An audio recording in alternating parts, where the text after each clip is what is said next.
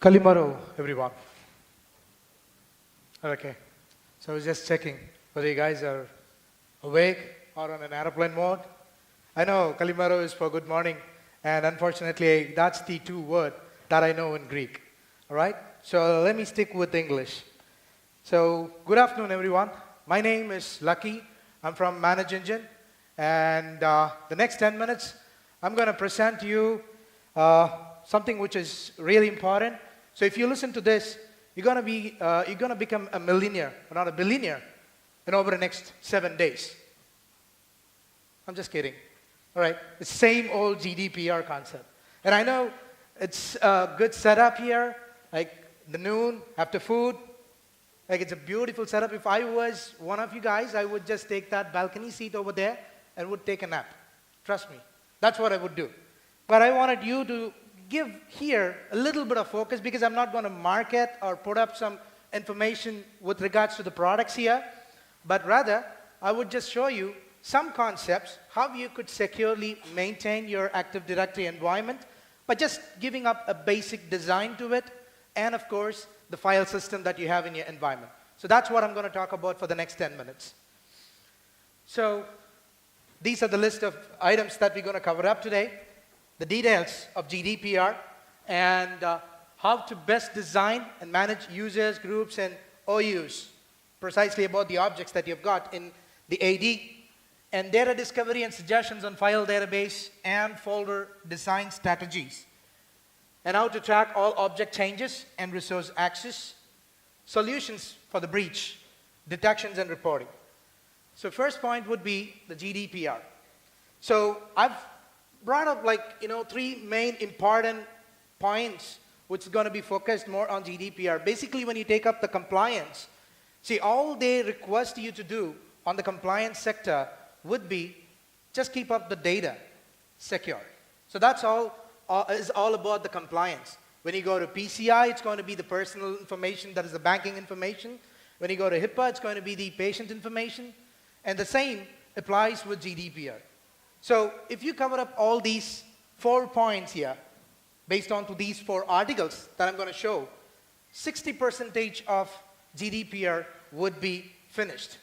So the first point would be accurate, and where necessary, I cannot keep reading on everything because I don't have the time. So I'm going to just randomly show you the article number, which you could refer it up at the back end. And I'm going to directly jump into the concept where we could keep our Active Directory in a best design. So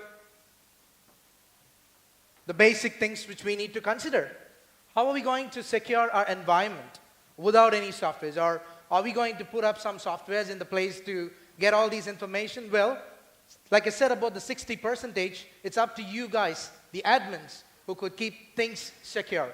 The first point would be name the groups that access personal data for easy recognition. See, any user that you take a look in your environment, he's going to be a normal user. He's not going to access any other user's information except for the administrators and somewhere the financial users or the finance team guys who's going to take care of a little bit of deep dive information. So if you are aware and you know that all these users are going to stay in that particular OU or on a separate group, then it will be easy for you guys to track down and know what is actually happening in your environment. So that's one way to keep up the personal data for easy access. Second one, create OUs. Keep all these users in that particular OU. So you know that these are the list of users who are going to get access and give access to all those informations, don't you? So if you just add them all on a default administrators group or a default domain admin group, let that be an enterprise level of administrators group, then you're going to mess things up. Because when you run up something and you wanted to find out what was the cause behind this particular breach which has happened, then you're going to round and round, and it's going to take up a lot of time for you to find out what actually happened in your environment. Rather, if you have them all on a single OU or on a customized OU and a custom group membership that you provide, then it's going to be pretty much easy for you to cover it up with all these concepts. And do not use existing group, like I said about it. And technologies to consider. How are we going to actually do this? Isn't that really a simple job? So Microsoft has by default provided a lot of things for you guys to utilize. The first point would be group policy, where you can design and you could do wonders with group policy. So if you have a policy perfectly set up in your environment, you have nothing to worry about. So who have what access? So that's exactly what GDPR refers to, where if someone has already been taken or accessed another user's information, then obviously we need to be notified and we need to accept that there is a breach that's happened. So rather going up with that particular point, if we have a policy set up, and that's the line where all the users stop, and only the admins can cross those lines. And the technologies that you could utilize with the group policy is group membership, map drives to the personal data. If each user has their own map drives, then they're not going to have access to anyone else. Rather having all the information commonly shared on a file system, you could just put up a map drive and ask those users to just access their own information alone. And users' right of computers, and of course, when you have a user's data included in it, then obviously only the administrators or the right users should have the access to those machines. So that's more of an easy way to drill it down. And delegation, monitoring and reporting and alerting on all those changes. So the right way to delegate and to monitor all these informations would definitely cover that up. Data discovery and suggestions on file, database and folder design strategies. So basics to consider. And how are we going to find it out? Because the data could be anywhere. Users' personal data can be anywhere. It could be on a database, it could be on a spreadsheet, it could be on an email.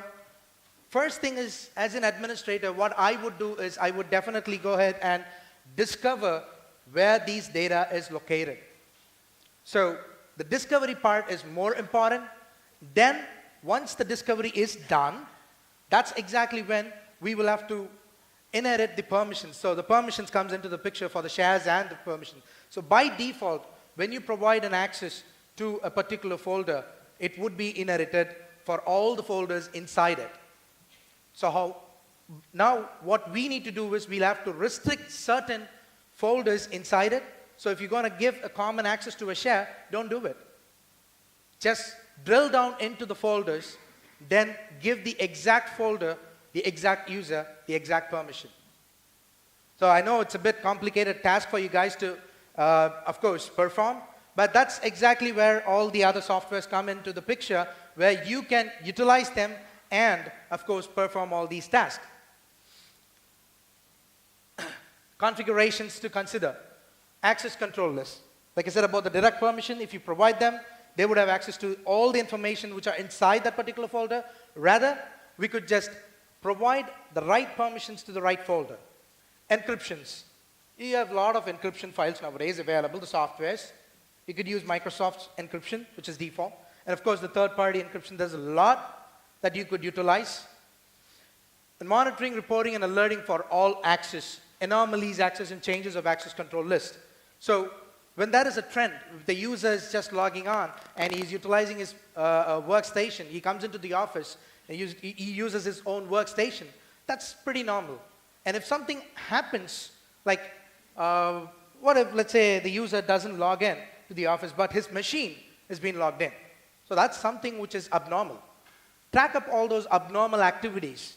So you might know where exactly the breach is going to happen and where exactly the breach is actually happening in your environment.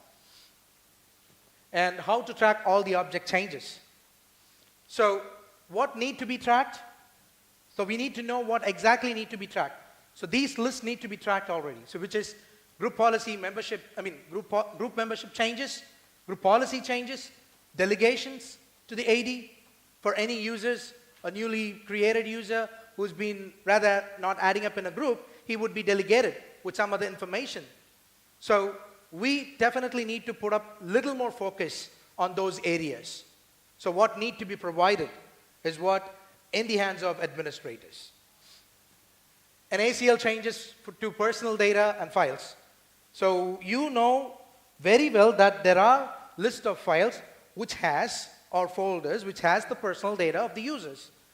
And if there is an ACL change which is happening in that particular folder, we definitely need to know. And it would be us who need to provide the permission as an administrator. So that is one of the most important points which you guys need to take care of. And how to track these changes? Pretty simple, I would say. Microsoft has also provided you group policies, that is audit policy settings.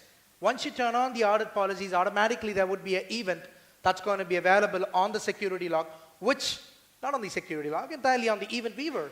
So, which you could track and then get the information, and you could just convert that into an alert or a report instantly, which could be sent to your inbox or to your mobile device. And the second part would be agents. And how these agents are going to be installed. The first part is configuring the audit policy and the ACLs. Second one would be typically the agents would be installed on the servers. And the agent would listen for all these changes, and he would throw all the information back into the servers or the softwares which you are actually installing. And that's one way to get updated with the reports and alerts. And key aspects of the tracked changes. You need to monitor for routine and anomalies, like what we spoke about. Any abnormal activities definitely need to be monitored and reported, instantly alerted. That's more important. So the last part would be solutions for the breach detection and reporting. So basics to consider. I just have 30 seconds more. So you could just have a quick overview on all the basic parts. Focus more on the common breaches like brute force attacks or ransomware. And what do we do when these activities are happening? So if you take the necessary measures to cover up those aspects, it is already secured. Then you need not worry about anything else. And monitor to know the behavior of the users, breach behaviors, of course, SQL injection, firewall rule changes, service installation across multiple machines, and privilege escalation. Solutions need to include thresholds for false positives. So these are some of the informations or some of the updates that I could share it with you guys. And of course, this is what the summary that we have seen today. And thank you very much for the opportunity once again, guys. Hope I was giving you what exactly you guys need, not about the billionaire stuff. And if I know already how to become a billionaire, I would not be standing here and giving you the presentation. Rather, I would be partying somewhere. So thank you very much for your time.